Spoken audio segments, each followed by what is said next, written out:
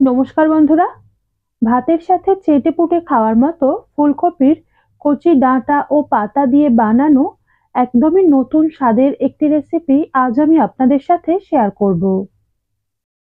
এর জন্য প্রথমেই এখানে আমি কিছু ফুলকপির কচি ডাঁটা ও পাতা ধুয়ে জল ঝরিয়ে নিয়েছি।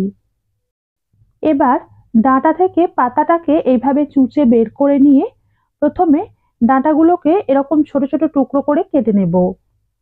তারপর ডাঁটার প্রত্যেকটা ভাগকে আবার এরকম 4 টুকরো করে কেটে নেব।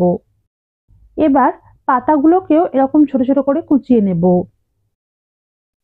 এবার এই কুচিয়ে রাখা ফুলকপির ডাঁটা ও পাতা একটা প্যানের মধ্যে ঢেলে অল্প একটু নুন এবং একদমই অল্প একটু জল মিশিয়ে মাঝারি আঁচে ঠিক 7 থেকে 8 মিনিট ফুটিয়ে এগুলোকে একটু সিদ্ধ করে নেব।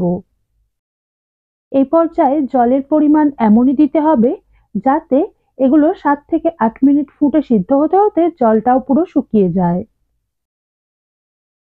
এবার কড়াইতে অল্প সর্ষের তেল গরম করে নিয়ে একটা শুকনো লঙ্কা, একটা তেজপাতা আর হাফ চা চামচ পাঁচফোড়ন দিয়ে কয়েক সেকেন্ড সাঁতলে নেওয়ার পর এগুলো ভাজার সুন্দর গন্ধ বেরোতে শুরু করলে একটা এইভাবে কেটে রাখা আলু দিয়ে প্রথমে 2 থেকে 3 মিনিট হালকা করে ভেজে নেব।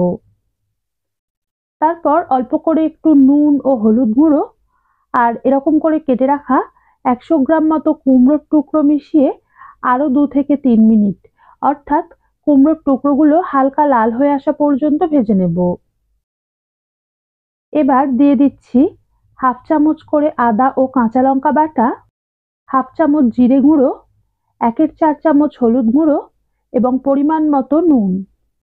এরই সাথে অল্প একটু জল মিশিয়ে গ্যাস একদম কমিয়ে লোতে রেখে 30 থেকে 40 সেকেন্ড মতো কষে নেব।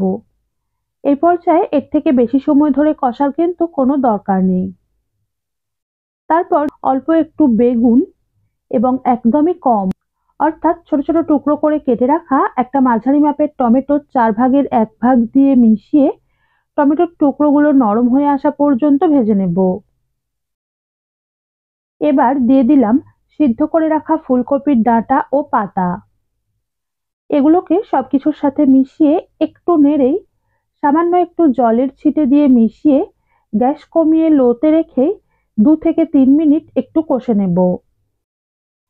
সেই সময়ে এই রেসিপিতে দেওয়ার জন্য একটা জিনিস আমি আগে থেকেই তৈরি করে রেখেছিলাম, সেটা আপনাদের দেখিয়ে দিচ্ছি। তার জন্য এখানে আমি চায়ের কাপের 4 ভাগের 1 ভাগ বা 25 গ্রাম মতো মটর ডাল ভালোভাবে ধুয়ে 3 থেকে 4 ঘন্টা আগে ভিজিয়ে রেখেছিলাম আর এখন জলটাকে ঝরিয়ে নিয়েছি। মটর ডালের পরিবর্তে ছোলার ডাল কিংবা নিরামিষ না বানাতে চাইলে মুসুর ডাল দিয়েও এই রেসিপি বানাতে পারেন।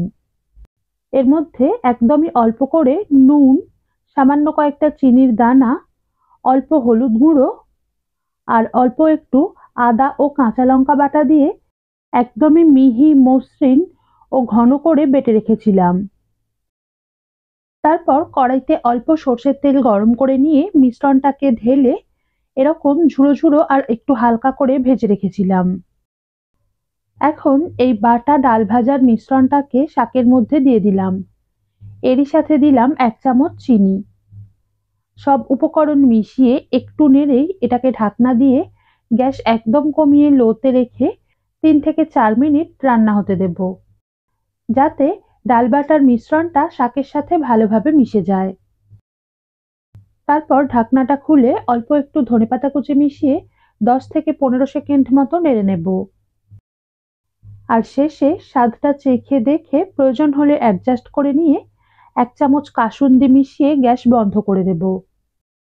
তবে শেষে অল্প কাসুন্দি যোগ করাটা পুরোই ঐচ্ছিক। এটা না দিয়েও যদি একই পদ্ধতি অনুসরণ করে এই রেসিপিটা বানান তাহলেও কিন্তু খেতে খুবই সুস্বাদু হয়। আর আপনারা চাইলে কাসুন্দির পরিবর্তে 1 চামচ মতো সর্ষে বাটাও দিতে পারেন। সেক্ষেত্রে সর্ষে বাটা যোগ করার পর 2 থেকে 3 মিনিট মতো এটাকে রান্না করে নিতে হবে, না হলে সর্ষের কাঁচা ভাবটা থেকে যাবে। এখন এটাকে কিছুক্ষণ ঢেকে রেখে নামিয়ে নিলেই আজকের রেসিপি ভাতের সাথে পরিবেশনের জন্য তৈরি হয়ে যাবে।